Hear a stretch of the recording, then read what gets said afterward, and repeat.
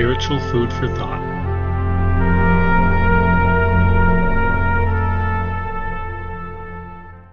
If you follow me on a daily basis, then you'll know that last time I shared a very interesting idea. And it's something that I know people who are fully convinced that this is God's plan for the appropriate time for children to leave their parents' home.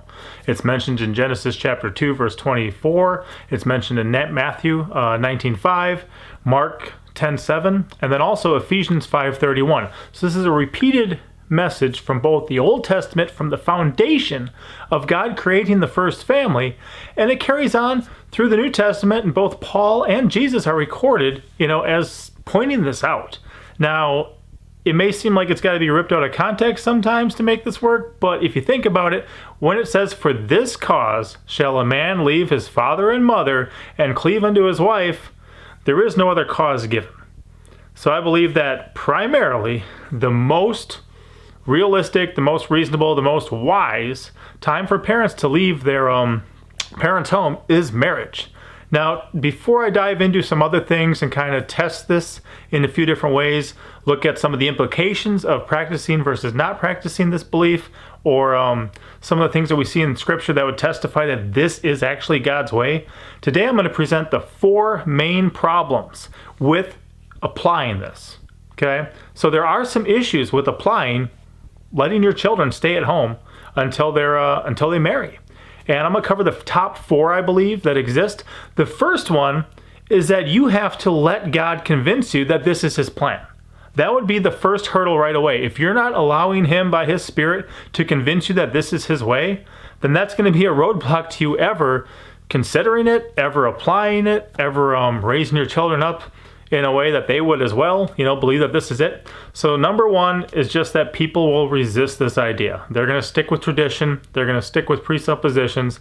They're going to, stick with their own proud way of doing things. And they're not going to allow God the freedom to convince them of this. That's problem number 1.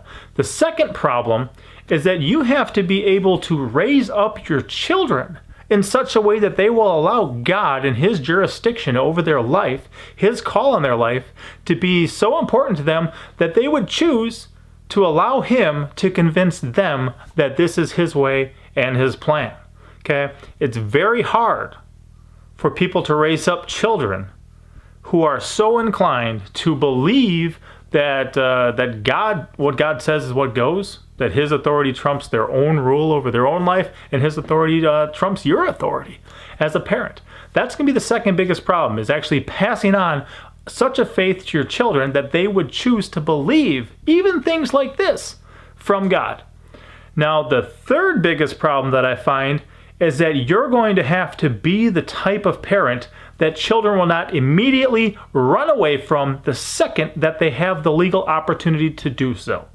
Now, I know that sounds kind of harsh, but seriously, it happens all the time, that even if you weren't intent on kicking a child out the second they turned 18 or graduated high school, that they would actually want to stick around is a rare thing these days. So if you actually get convinced of this, and you're able to convince your children that it's God's ways, so many times people reject God's ways just because of situations. That even if they believe it's what God wanted for them, if you're the type of parent who a child wants nothing to do with, or at least not to be a member of your household, under your roof, under your house, the second that they legally don't have to, they'll run away. That's a difficult thing to deal with.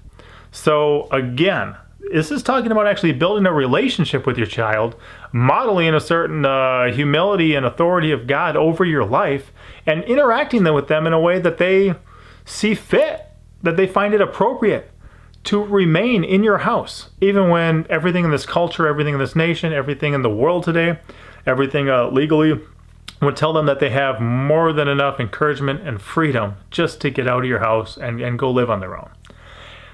Then the fourth thing is that you're going to have to raise the type of children that you would actually want to allow to stay in your house once they graduate, once they turn 18. Okay? This is an issue too, because even in a lot of Christian homes, there's a lot of people who treat parenting as just serving time. The second you have a child born, you're serving an 18-year sentence until you can kick them out of your house legally and just get rid of them. And yeah, they'll still be your kid, and you'll still see them every once in a while, but they're not really your problem anymore.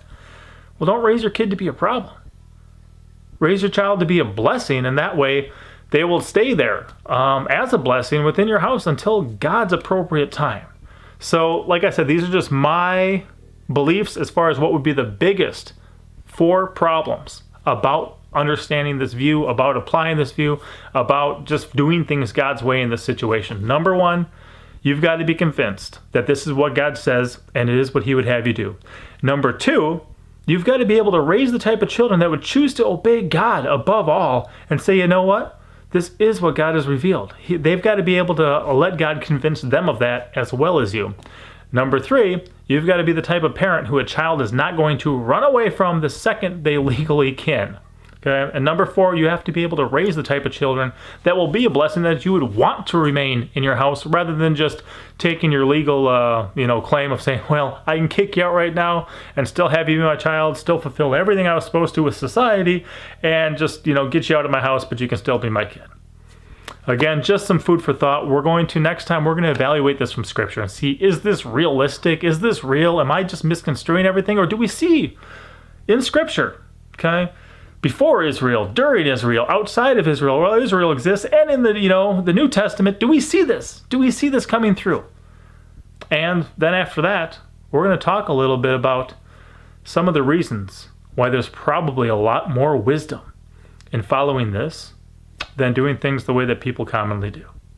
All right, just some food for thought. Be blessed.